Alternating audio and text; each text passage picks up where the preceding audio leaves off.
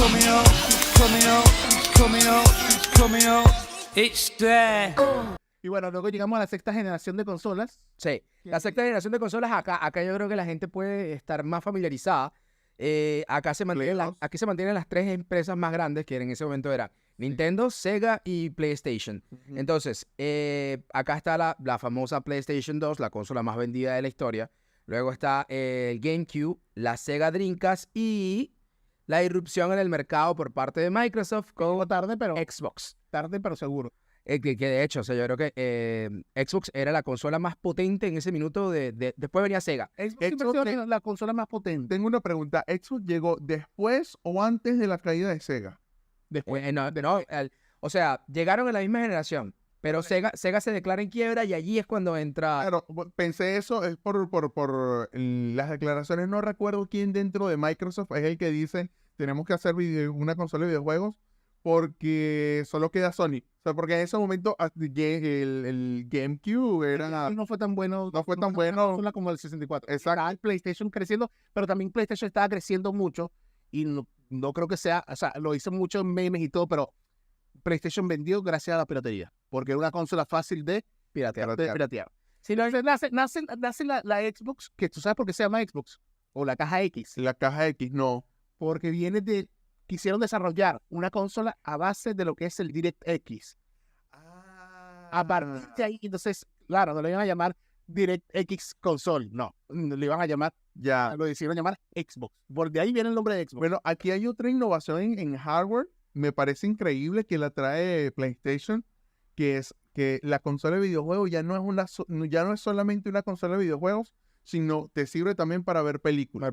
Que tú puedes introducir un disco de DVD y ver una Play película. no también lo hacía, creo. por eso. No, estamos hablando del Play 2. Claro, entonces, por eso yo digo, claro, eso no le quito mérito a lo que tú dices, porque es totalmente cierto, pero también creo que es un punto importante porque esta cuestión del DVD, los padres no estaban comprando solamente Una consola para los chamos y un DVD para ellos. para ellos. No, de hecho, también reproducían música. E incluso, imagínate tú de chamo, a los 12 años diciéndole, pues, está saliendo la tecnología, porque era en el momento que estaba haciendo la tecnología del DVD, se estaba cambiando el VHS por el DVD, tu papá iba a comprar un DVD y tú le decías, mira papá, cómprate este es bueno. Claro. Claro, lo odia. Tenías un Play tú. Entonces, ese era el Bueno, punto. y también fue la época donde salieron también una cantidad de juegos, pero que tú lo recuerdas hoy con una nostalgia, un cariño, que yo digo que no hay juegos que se le igualen a los que salieron en la época de Play 2, de Xbox.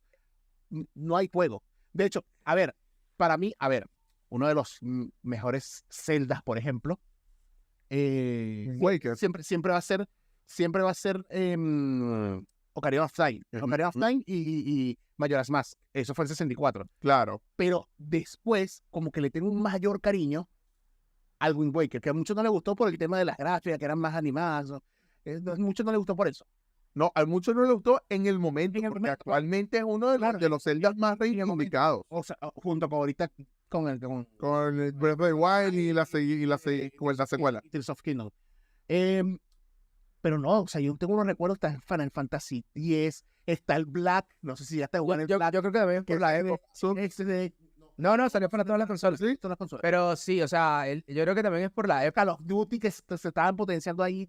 Yo creo que más que nada es porque es la época, estabas más chamo, estabas muy niño, no hacías otra cosa más que jugar, y entonces evidentemente podías conectarte más con el videojuego. Es que hay muy pocos juegos ahora que te llenan. Ajá, así que ¿y tú qué dices, trajo Xbox? Porque esa fue la primera generación de Xbox. ¿Qué trajo Xbox al mercado? Ahí, ¿no? no, bueno, sí, pero además de eso, a nivel de hardware, fue la primera consola que trajo memoria integrada. El Xbox, Que ya no necesitaba claro, ya no memory card. necesitas memory card, pero incluso más allá, si Xbox era una consola muy adelantada, Xbox fue la primera consola que tuvo conexión a Ethernet. O sea, tú Sí. puedas conectar un cable de Ethernet de banda ancha para poder jugar online. Esa no fue, tú lo habías dicho, no era No, Sega, Dreamcast. el Dreamcast se puede conectar a Internet, pero de teléfono. O sea, no banda ancha. No banda ancha. Era el Internet ese que... Producción agregado sonido. Ese es el internet que te puedes conectar con Sega. El Sega Dreamcast también fue una consola muy adelantada a su época. Yo diría que era la mejor consola de la sexta generación, pero hubo muy malos movimientos a nivel de licencias con los videojuegos. Una cosa llevó a la otra, las acciones se fueron a la mierda, los inversionistas se retiraron y la propuesta de PlayStation 2 era mucho más atractiva y los inversores que estaban en Sega decidieron irse a Sony y se murió Sega. Entonces Sega solamente se quedaron como desarrolladores. Como desarrollador de software. Próximamente, objetivo de Microsoft para comprar ese estudio. Posible, ojo. Entonces, volviendo al tema, o sea, de cómo innovaron o cómo cambiaron cómo se hacían las cosas en los videojuegos, en el caso puntual de Microsoft, te mostró un mundo poligonal mucho más amplio en un first person, en este caso Halo, que fue un juego innovador en todos los sentidos y que no fue sino, yo creo que a PlayStation no le costó llegar a un juego en calidad similar hasta PlayStation 3 con Killzone. Mira, yo tengo entendido que hasta el momento no había salido ningún juego FPS para consolas que se sintiese tan bien jugarlo, controlar la cámara y disparar al mismo tiempo hasta que salió Halo. Sí, Por eso, menos antes de eso estaba el de 007, que tengo entendido que el de 007 de Nintendo también fue como sí. una vaina, pero no se controlaba tan bien. Sí, no. Hasta que salió este juego de Halo. Juegas ahora y es terrible jugar ese juego. O sea, que estaba que el de 007. El de 007. Sí, es horrible. De hecho, está en Game Pass. Lo pueden descargar en Game Pass. cierto. Lo descargué por nostalgia y ¿qué mierda es esta, weón? Horrible. Pero bueno, volviendo al tema de lo que decías de sus juegos entrañables y en el caso de Xbox puntualmente, como te decía, primero el mando. El mando de Xbox, el primer mando de Xbox, era un mando grande, pero era un mando cómodo. Ya tú empezabas a experimentar a tener las palancas en las esquinas de los dedos. Sí, pero, o sea, era grande, pero tú a lo mejor dirás cómo, pero no sé, era grande y pesado. Sí, era pesado. Para la época. Era pesado, pero igual era un mando, tenías por primera vez los pulgares, O sea, ya donde naturalmente deberían ya estar, la distribución de botones, palancas, cambió. al punto de que hoy en día todos los mandos profesionales tienen el diseño ergonómico de Xbox. Sí. Entonces, Ya no de ese mando, sino ya más sería el del One. sí, más o menos el del 360, el del One. Ajá. Pero allí se marcó un precedente importante. Sí. Entonces, Me luego, parece de los más, creo que no sé, creo que lo de multijugadores fue en la generación del 360, ¿no? sí.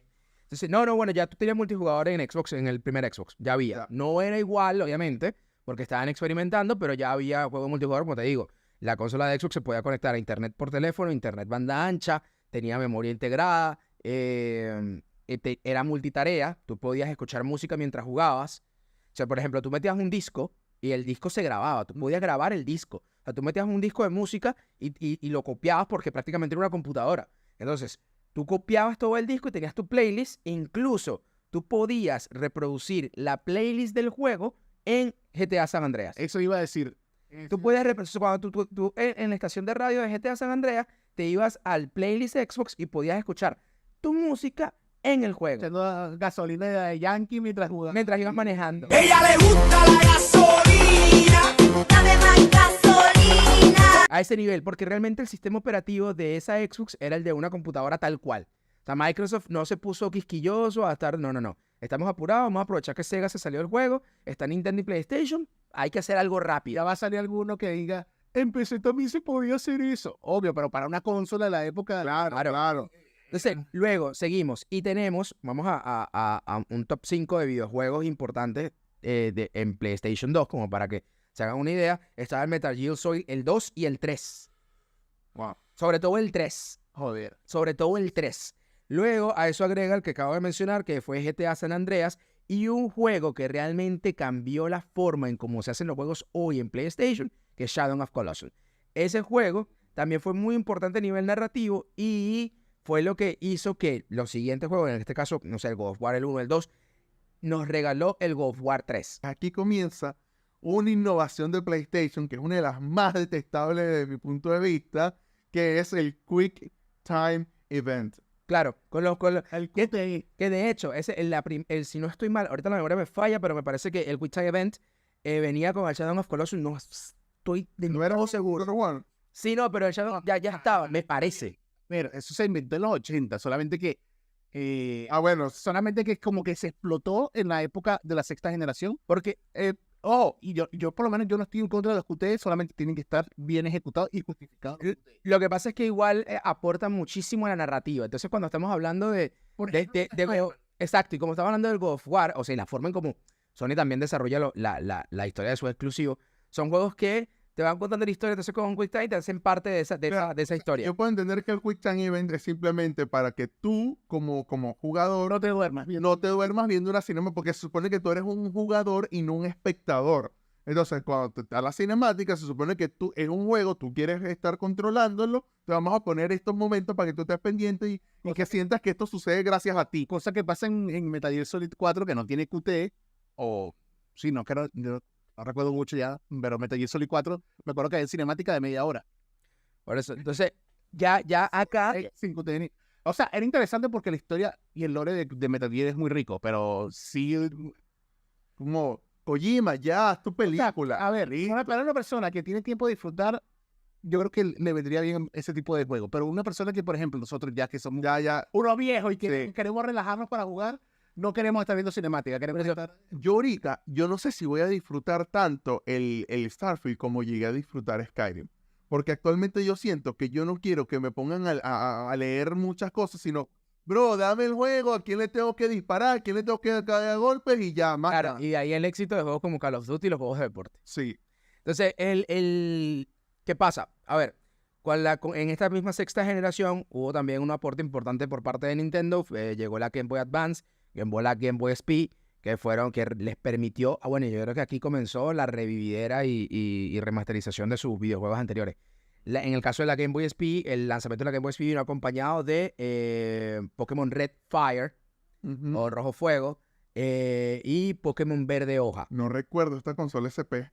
Sí, la Game Boy SP, marico, buenísima. Yo creo que fue la Yo jugué con primera la Game Boy que yo tuve. La primera Game Boy que yo tuve fue la Game Boy SP. Y era una delicia. O sea, tú agarrabas, la levantabas así, me la robó mi tía. Ah, ya, que era como una Game Boy, o sea, era como la Game Boy normal, pero era como el Motor Racer. Exacto. Ajá, Y metías los huevitos por abajo. sí. Entonces, otra cosa que yo creo que, a ver, yo creo Ya, devuelve esa consola. el error de Te vuelve la consola. devuelve Game Boy. El caso también de GameCube, yo creo que fue apostar malamente al minidisc. Porque hay una curiosidad, yo creo que mucha gente no lo aprovechó. Un disquito. Un disquito chiquitito. Tú podías conectar tu Game Boy SP a la GameCube. Y la GameCube hacía de interfaz entre tu Game Boy y el televisor. Y podías jugar tu Pokémon Rojo Fuego, tu Pokémon Gold, el que salía Ho-Ho en la portada, o Lugia en el Silver. Los podías jugar en tu pantalla grande. Entonces, esa experiencia que todavía Nintendo no logró conseguir de forma exitosa en la Switch, con los últimos 2 Pokémon que lanzaron, sí se conseguía, al menos en una versión, digamos, no con los mejores gráficos de la época, pero sí con buenos gráficos de la remasterización en el Game Boy. Tú los podías conseguir con ese periférico que tenían ellos para conectar el Game Boy, el Game Boy Color o el Game Boy SP a la GameCube. Y yo no sé, o sea, yo creo que quizás lo que jodió a Nintendo fue el tema del minidisc. Si no hubiesen apostado por eso, sino que hubiesen apostado por un DVD como lo hizo Xbox y como lo hizo Play, hubiese sido más sencillo, porque esto también obligaba a que las desarrolladoras tuviesen que reeditar los juegos en formatos diferentes. Entonces, Sí. como darle más trabajo a las desarrolladoras. Sí, Y obviamente, weón, ¿quién te sostiene la consola? Los videojuegos. exacto. Entonces, si no los tienes, estás cagado. Y eso creo que fue lo que Y jodió a... A partir del GameCube fue que Nintendo empezó a sufrir de un abandono de desarrolladores. O sea, ya había tenido algunos desarrolladores que prefirieron irse de Nintendo y desarrollar para Play con la Play 1. Pero masivamente se vio fue en el GameCube por esta cuestión. Y por eso en el Wii, a partir de la generación del Wii, es que se estableció este pensamiento de Nintendo solamente vende Nintendo. Coming up. It's there.